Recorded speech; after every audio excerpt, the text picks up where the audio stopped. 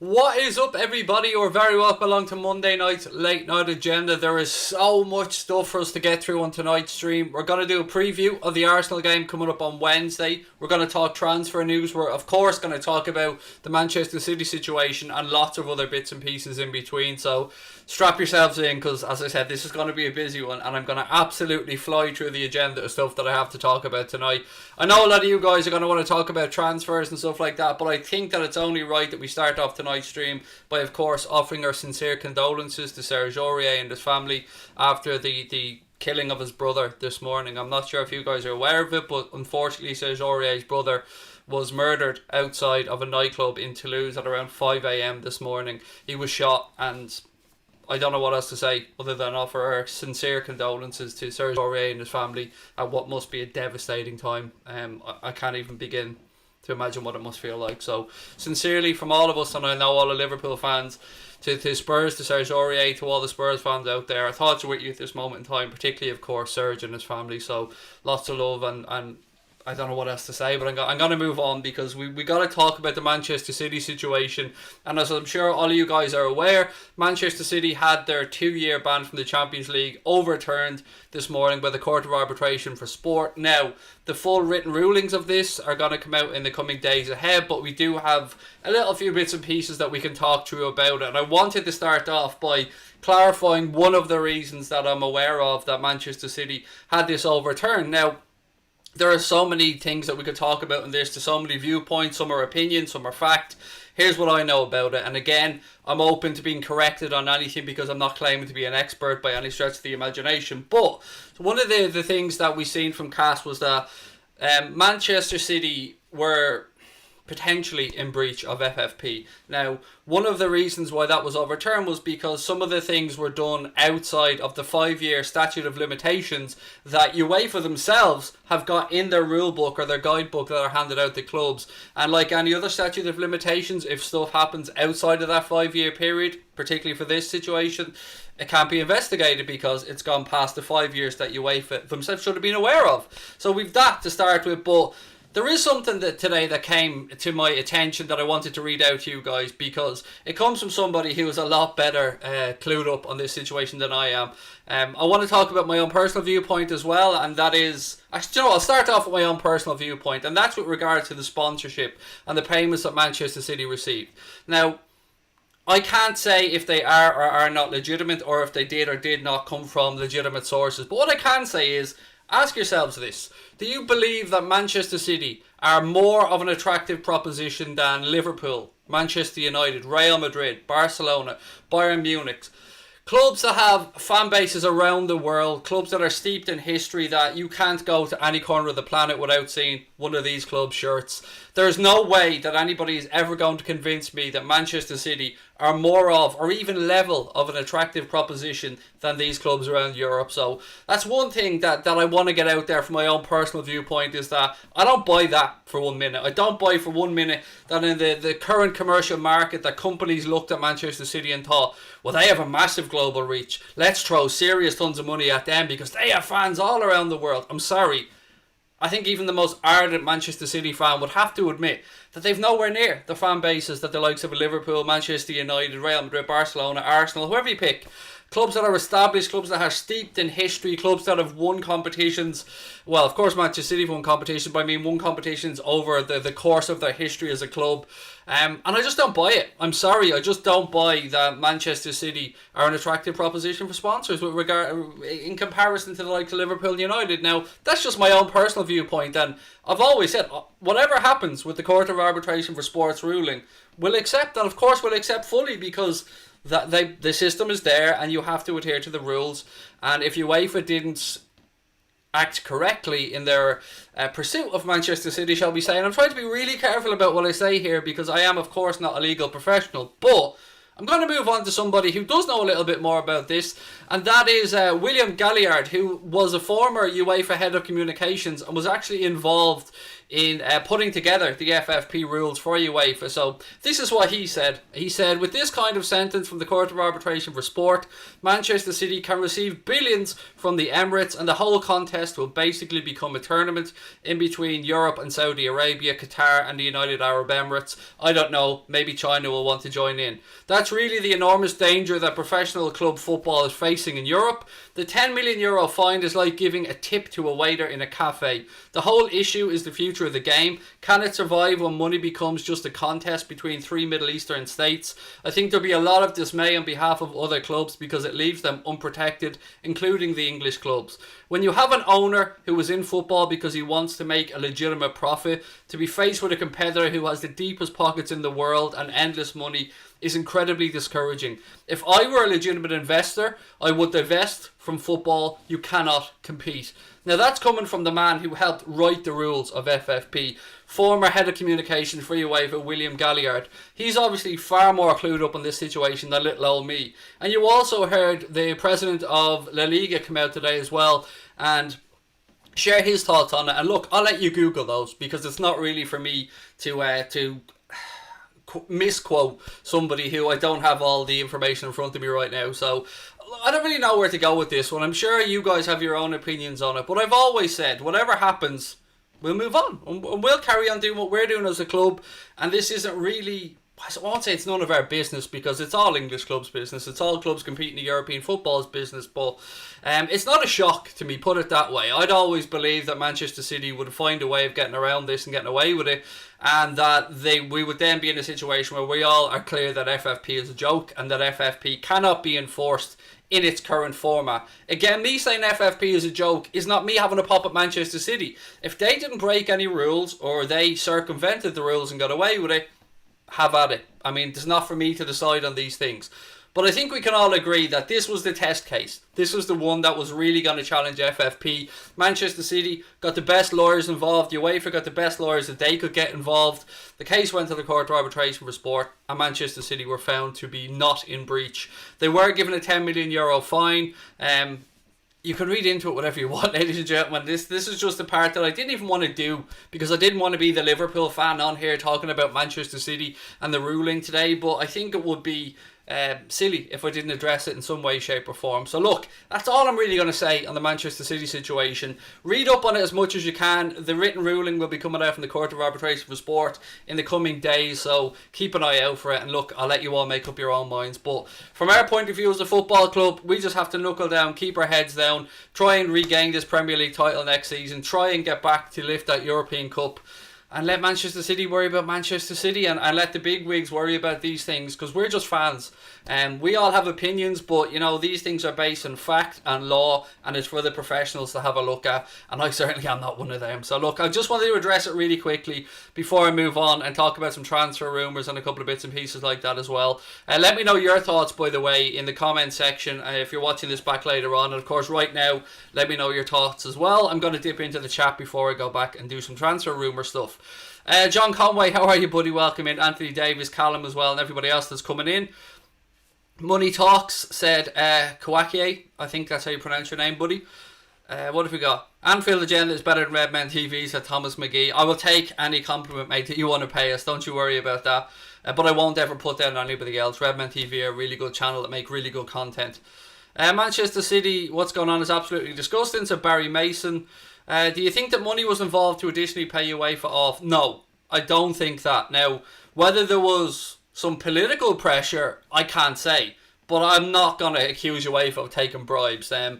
Do I think that UEFA and FIFA as organisations have a lot to answer for? Not just in relation to this. I mean, in relation to their looking after a football, yeah, absolutely. And there's definitely corruption in the sport. But I'm not saying that what happened today was because of corruption. No. I think Manchester City put forward a very good case with a very good legal team, and they were found not guilty.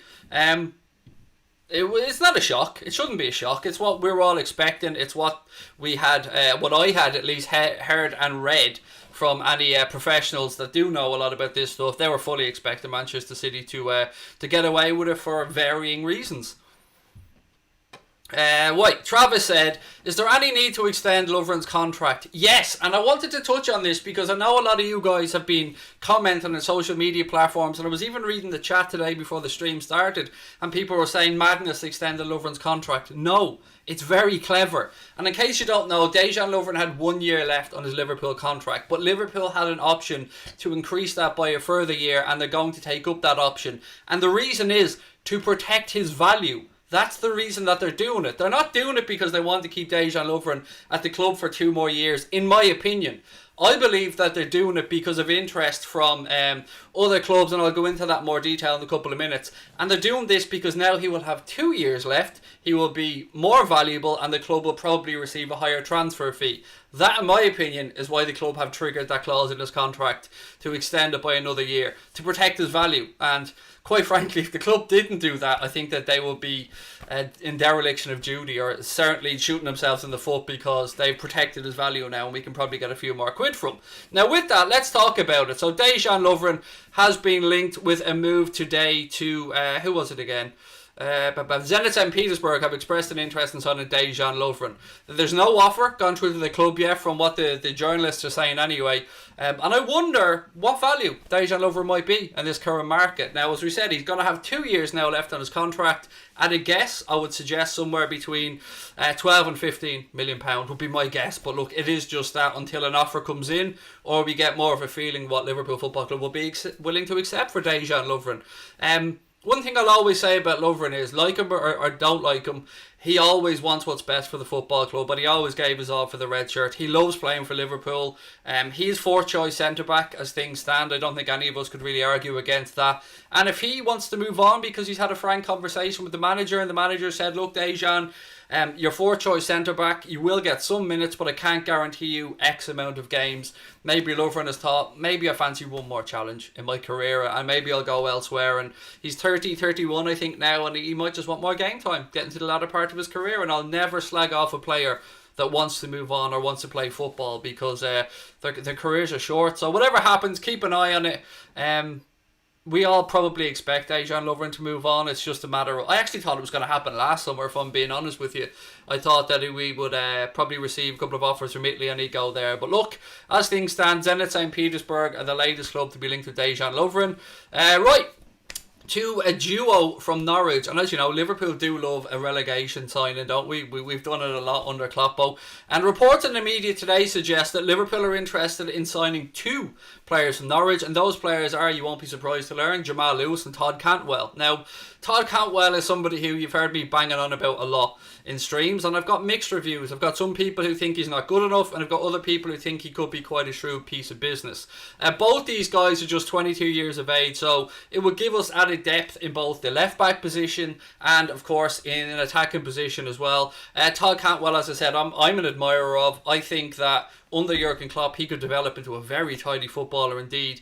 But again, we'll have to wait and see, because as much as I'm going to sit here and talk about potential players coming to the club, I will also sit here and say that I've read things that suggest we're not going to make any signings this summer, or at least we won't make any signings until we move a couple of fringe players on, or a couple of players that just, you know, are getting to the end of the contracts or mightn't get enough game time on. So I'm not going to sit here and lie, and I'm not going to sit here and tell you guys that I know for a fact that we're going to sign X, Y and Z, because I always try and be honest in my assessment and my views on these things. And genuinely, I don't know if we're going to do much business this summer. But what I can tell you, and this is just my own opinion, is I was willing to sit back and wait to see what the market was like. I was willing to wait and see what our rivals might do.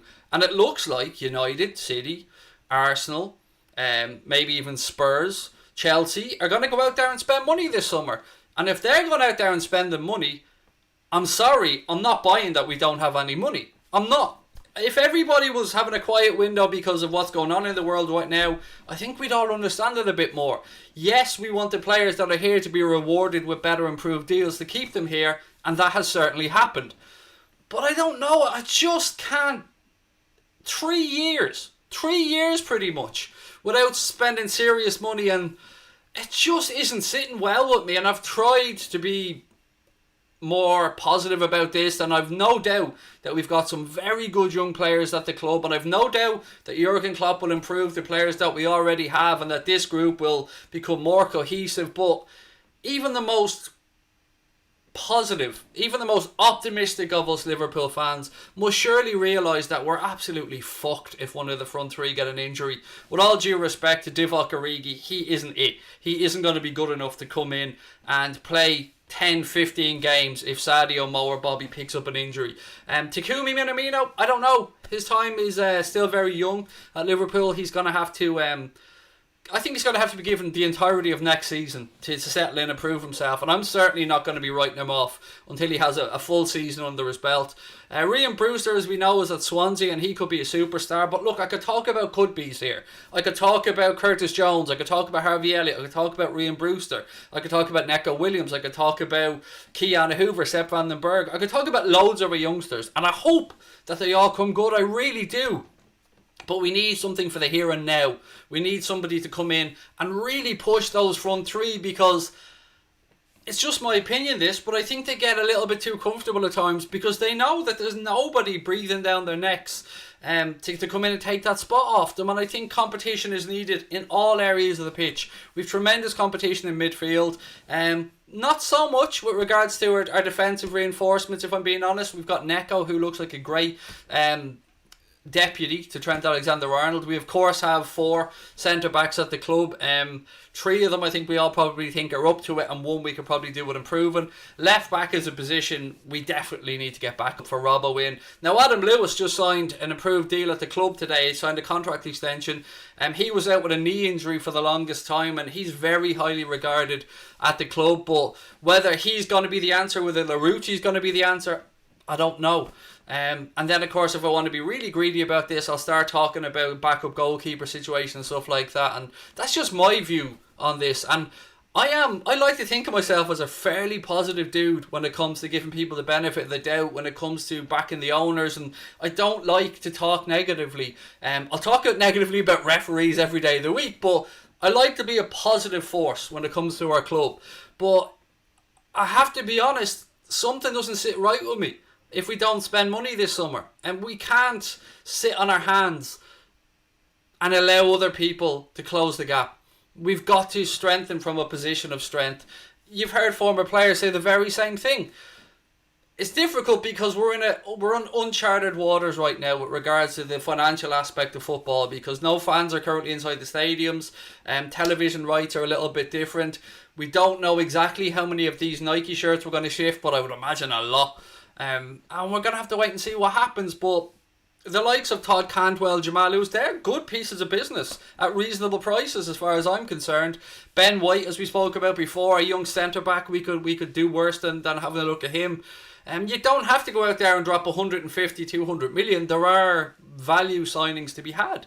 Houssem Aouar, we spoke about him numerous times. He could be gotten for probably around the 40 million mark, maybe even a little bit less if Lyon are in as much financial trouble as other clubs in Europe might be. So I don't mean to be Mr. Negative on here, and it really pains me to be in any way negative about a club that has achieved so much with a group of players that I dearly love, a manager who I couldn't hope for anymore, and I'm sure you guys agree, and owners who have done a lot of really, really good stuff at this club.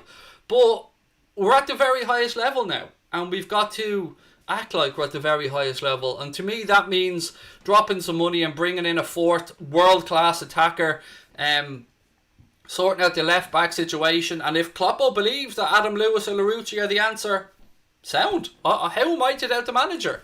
And I wonder if this situation we're going to be faced with this summer is down to the manager being happy with his options, or if he's had a little word in his ear and said, you know, we kind of have to cut our cloth accordingly here. I don't know. It's all just guesswork for me. And who am I? I'm just an idiot that's sitting here with a microphone giving an opinion. But isn't that what this is all about? As fans, aren't we supposed to be here giving opinions on these things? I try and give an informed opinion as much as I can, but at the end of the day, I'm just a fan. I'm not a football finance expert. I'm not a transfer expert. I'm just a fan. But I think, hey, as fans, we've every right, don't we, to share our views and our opinions. Right, the next transfer that I wanted to have a talk about is the one that's been in the papers the most with regards to Liverpool in the recent weeks, and that is, of course, Bayern Munich's Thiago Alcantara. Is that how you pronounce his surname? So it looks like we're in a 3-way race for this, according for him, I should say, according to some of the media out there, and it looks like that it's Liverpool, Who else is there? Juventus and Manchester City are interested in signing Thiago from Bayern Munich. Now, you will have the Echo tell you that we've no interest, but yet at the same time, they're publishing all this stuff in their paper about the supposed interest, and they can hide behind it, I suppose, by just putting in that it's from other sources. But they believe, the Echo, that from their research, Liverpool have no interest in Thiago. I've got no idea if Manchester City do or not, but he does seem like a bit of a Juventus sign, and if you were to look at the style of player that Juventus have signed in recent seasons, so I don't know, another wait and see here, ladies and gentlemen. But as I did say on Thiago before, my impression or my guess was that if we did look at Thiago, it would be an instead of Gini scenario. So we bring in Thiago and we move on Gini, and I love Gini Wijnaldum, I understand there's not really any loyalty in football, but they're two players of a similar age group. If Thiago was an upgrade on Gini or not, potentially. Or what I would say is I think Thiago might give us a little something extra to what we have from Gini. But again, I will trust the manager on this one. And the last one is a player that we haven't mentioned too much, but a player that we have been linked with at least 6 months that I can think of, and that is Weston McKennie of Schalke. He's been looked at as a potential alternative to Thiago. He's 21 years of age. He's an American international with 19 caps. He's also spoken about his desire to play in the Premier League when he leaves Schalke. He's played 75 times for Schalke. He scored 4 times for them. He also scored the fastest ever hat-trick for the US men's national team in a 3-goal, 13-minute fiesta, if you want to call it that, against Cuba in the CONCACAF Nations. God bless Wikipedia, by the way, for that. I'm not claiming to be on here having all this knowledge. Did I Wikipedia his ass? Yes, I did.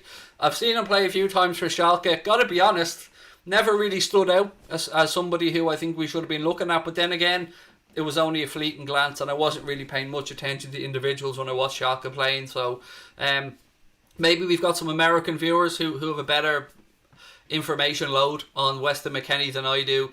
We're not the only Premier League club linked with him, though. Apparently Everton are also interested in bringing this guy in, so we'll have to wait and see on that one, ladies and gentlemen. But that's pretty much the most up-to-date transfer roundup that I can give you that I've seen. I'm going to go into the chat now and see what you guys think and see if you've heard anything that I've forgotten about.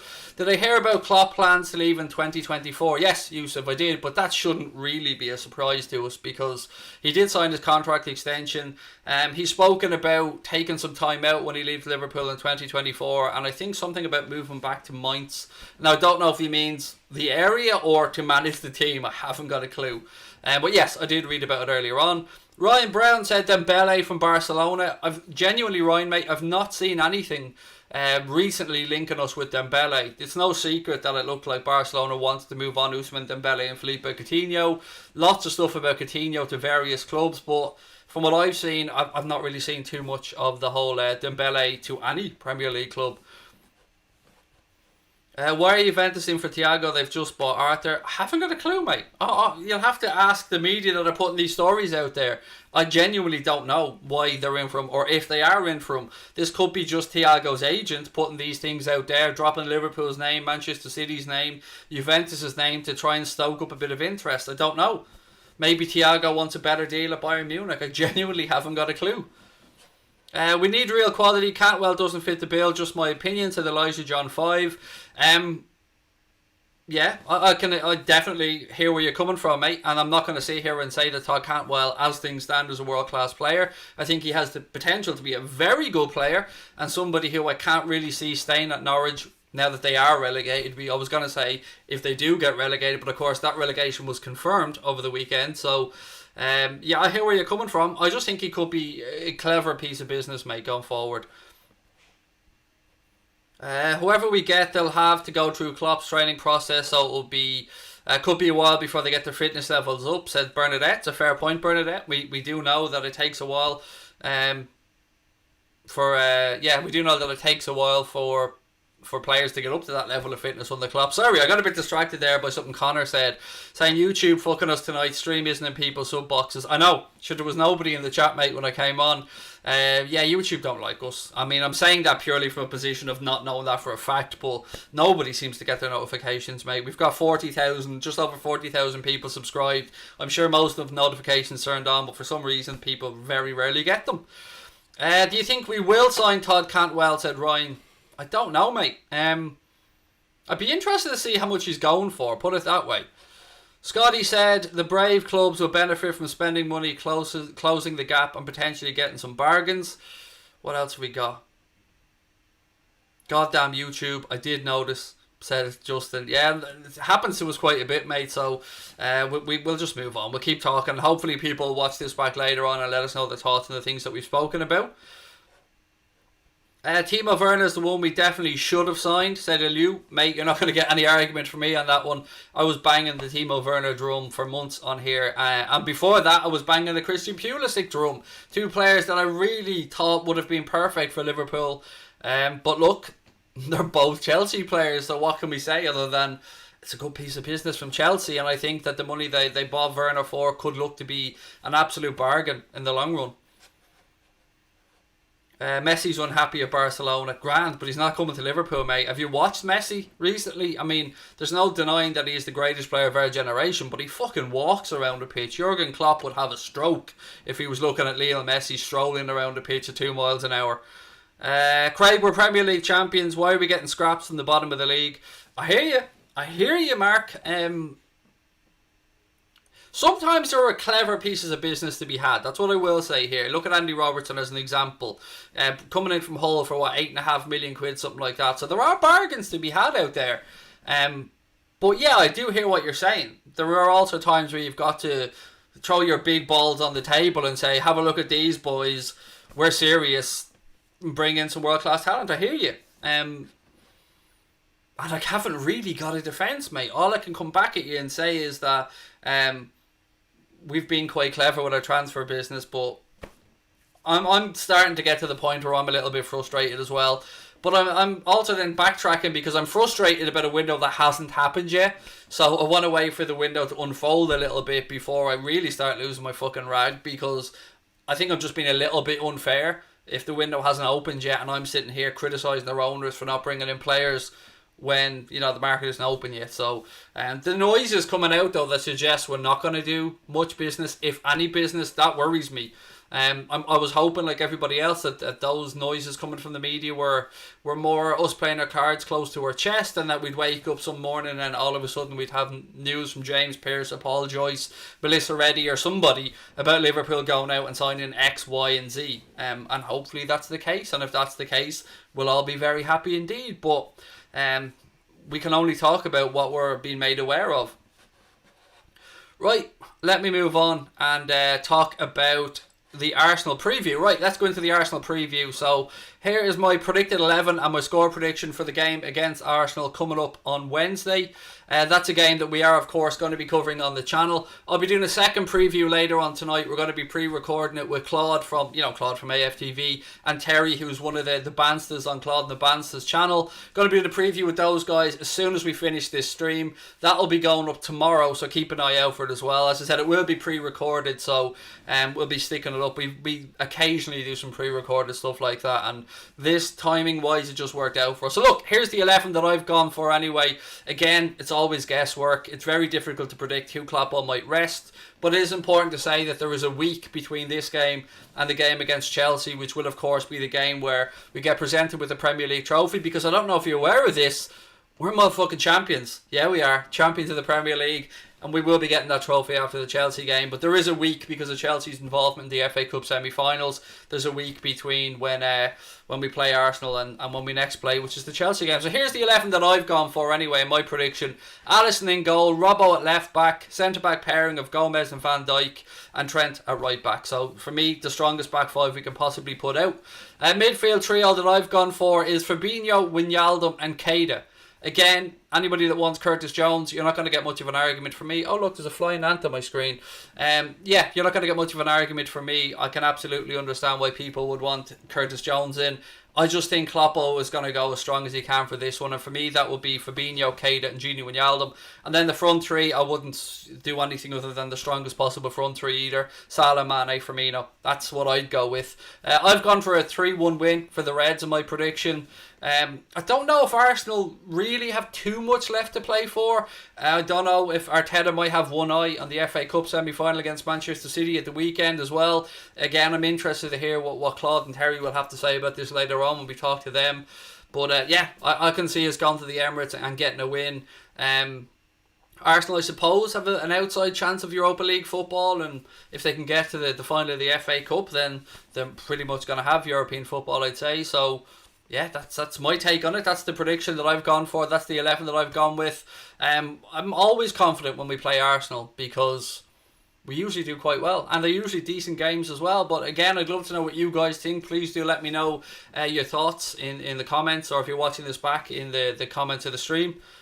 And yeah, I'm going to change this back now to the... No, I'll leave it up there actually for a minute. Why not? So you can all have a look at the team in all of its glory. All love to Firmino, but he's struggling to score, said Logan. Yep, I mean, there's no denying that, mate, but I'm a big defender and a big supporter of Bobby Firmino. Diesel's in the house. How are you, Diesel? Said, hope you're well, buddy. Just let you know, we've got defenders and the number 10 we're looking at to sell if you're interested. Nah, you're alright. We'll give you a defender, though, Diesel, if you want. A little unknown fella by the name of Dejan Lovren, mate. He's a World Cup finalist, don't you know? Champions League winner and self-proclaimed best defender in the world. So, you know, if you want to hit us up, Diesel, who's, of course, part of Claude's channel, a mere 50 million, mate. That's all we're asking. What have we got? Time Klopp tells FSG, said Elijah John. 18-0 to the Reds. LFC fan 96 has gone with. Elijah John 5 said, I'd love to beat Arsenal, though we failed to win our last 3 visits there.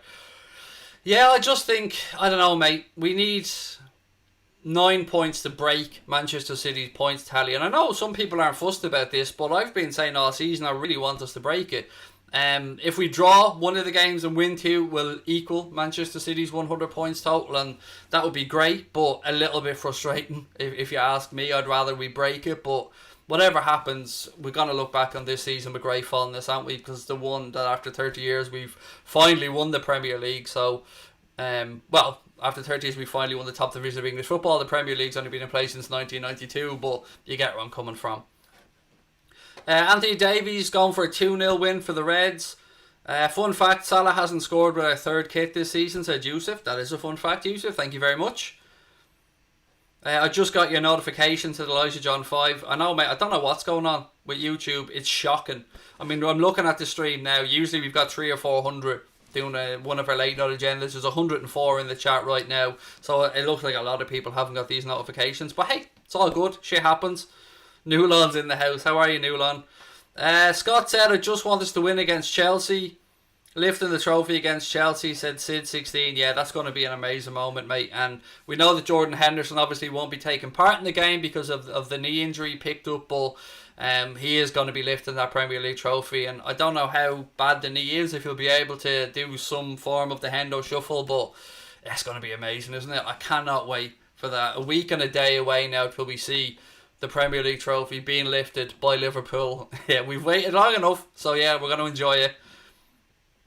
Straight swap, Ozil for Lovren, I take that. Yeah, but the only thing is, Diesel, we're not giving him his 350 grand a week wages, so you'll also have to cover a little bit of that, mate, if that's okay, Diesel. I'm sure that Arsenal will be fine with that, though.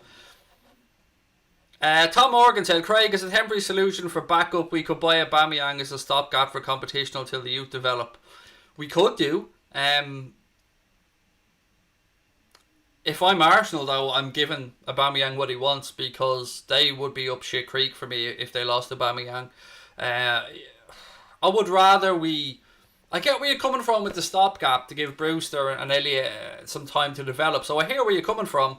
I just don't know, man. I just don't know. I'd like to see us go out there and bring in somebody like a Jadon Sancho, or I won't say Kylian Mbappe because that's not realistic. We'd also be linked with Leon Bailey, but I don't know if he is going to cut the mustard really at the highest level.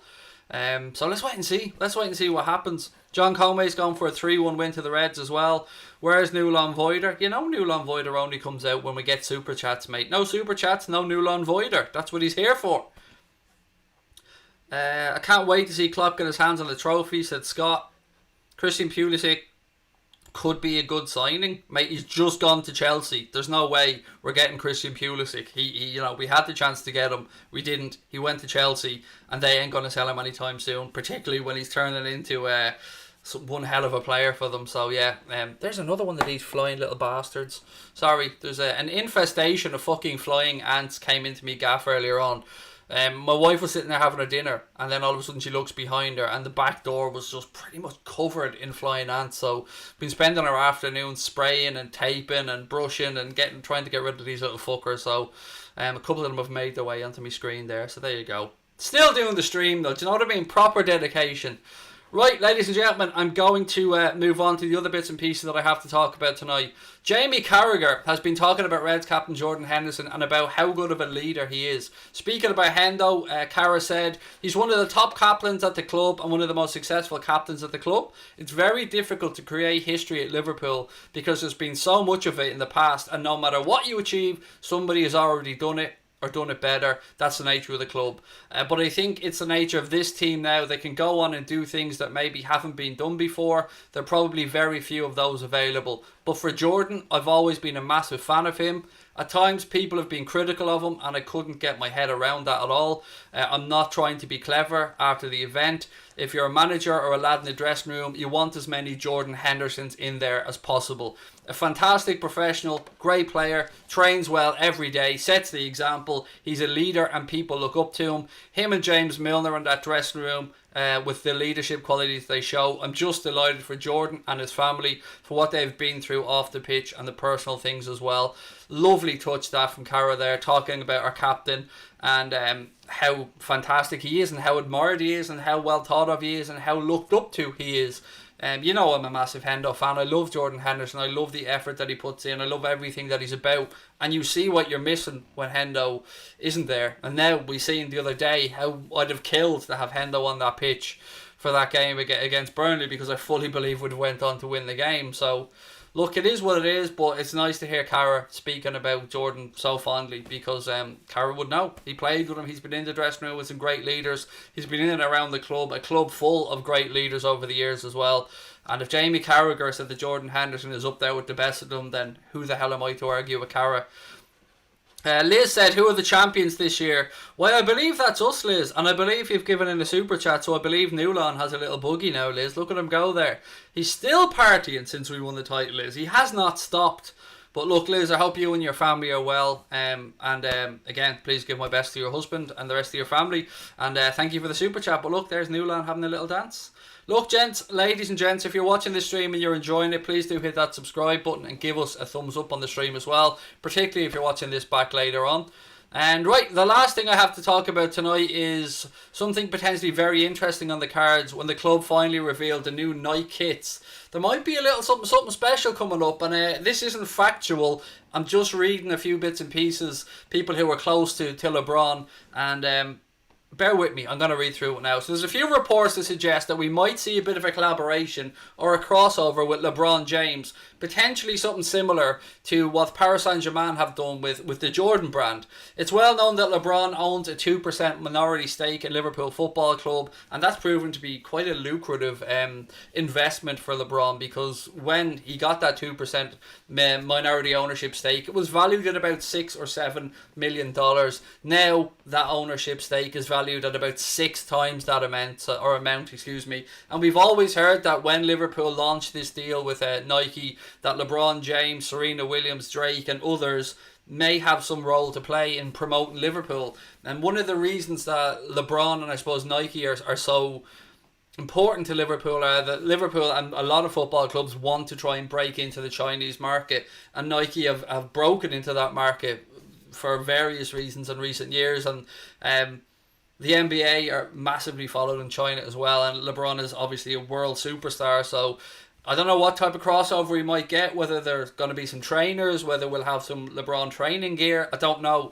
But definitely something worth keeping an eye on. And as I said, a little bit similar to the stuff that Paris Saint-Germain have with the Jordan brand, and I'm sure you guys have seen. I think there's almost 200 items or something like that. Maybe I'm exaggerating that a little bit, but I read it somewhere earlier on. There's a whole heap of Jordan branded PSG merchandise that you can buy anyway, and maybe we'll see something similar like that for LeBron James in Liverpool. Time will tell. Flying ants are the new queens looking to set up a new nest. Well, I tell you what, Dave, there's about 8 fucking million queens then flying around my back garden. Lord Jordan Henderson deserves the keys of Liverpool, said Mark Caldwell. If there's a Jordan one, I'm getting that to Ethan's corner. I don't know if there will be, mate. And do you know, I don't know if I want Liverpool to have a Jordan crossover as well, because Paris Saint-Germain have already done that. I would have loved it, by the way, but I don't really like us copying stuff. I want Liverpool stuff to be unique. So with LeBron having that 2% ownership stake in Liverpool, it's kind of a natural fit, really, isn't it? LeBron being a Nike athlete as well. I hope Nike does LeBron and Serena LFC clothes, said Liz. If you start selling loads of shirts in China, we'll be coining it in with 20% of all sales, said Stephen Booker. Absolutely, mate. And when Liverpool were weighing up the offers from Nike and from New Balance, I know from what I've read that New Balance weren't able to offer Liverpool as big of an opening into that Chinese market as Nike were. So, yeah, it's definitely going to be interesting to see. I'm sure you guys are all aware that the deal that we have with Nike is 30 million guaranteed, and then 20% of all shirt sales are LFC branded Nike products. So again, it's going to be, I think, August 1st at a minimum before those Nike kits are going to go on sale. There's been a few images doing the rounds of the shirts. I'm sure you guys have seen them, but until we get the proper pictures, until we get the stuff from the club and from Nike, and we see the really shiny glossy images and the kits that are made properly and not some of the fake knock-ups that we've seen, look, it'll be hard to tell, but I'm looking forward to them. The ones that I've seen look very promising. Again, if you've seen the leaked kits, please do let me know your thoughts in the comment section, and let me know if you're glad that we went with Nike. I've always said I've been happy with what New Balance have done, but if you want to sit at the big boy table, then you know Nike are about the biggest of the bunch, aren't they? What else is there? With Gnabry and Havertz, we would win the treble, said Claire. Look, I'd love Kai Havertz as well, mate. But I just don't know if we have the money. And Chelsea have been very strongly linked with Kai Havertz. So, again, we'll have to wait and see. Is that the Turkish top? Indeed it is, mate. This is one of Turkey's finest here that I'm wearing right now. Yes, it is. Pat Moynihan said the home shirt looks good. I think it looks nice as well. I like the teal one, by the way. It's a bit hit and miss with some Liverpool fans, but yeah, I really like the teal one. I think teal is green. Connor thinks teal is blue. Probably is blue, but I'm never going to admit that to him. So the green teal one is what I'll be calling it from now on. Look, ladies and gentlemen, I'm going to call that one a night. I'm going to go and film this other preview now with Claude and the guys from his channel. So keep an eye out for that one dropping tomorrow. Again, thank you to everyone that came in tonight. And if you're watching this back later on, please do let me know your thoughts on everything that we've spoken about.